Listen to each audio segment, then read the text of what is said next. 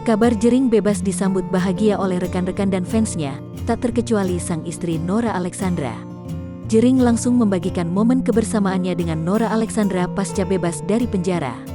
Hal itu terlihat dalam unggahan terbaru Jering di akun Instagramnya Selasa, tanggal 8 Juni tahun 2021.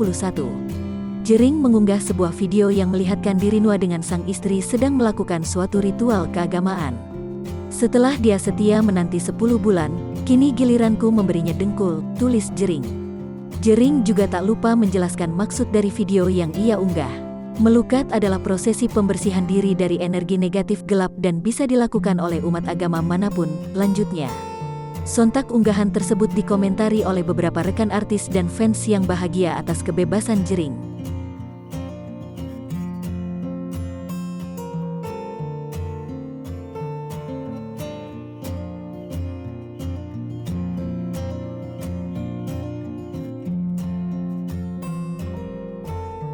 Jering tampak tak mengenakan baju dan memakai kain batik di bagian bawahnya. Sedangkan Nora Alexandra tampak cantik meski degan menggunakan kain batik yang menutupi tubuhnya.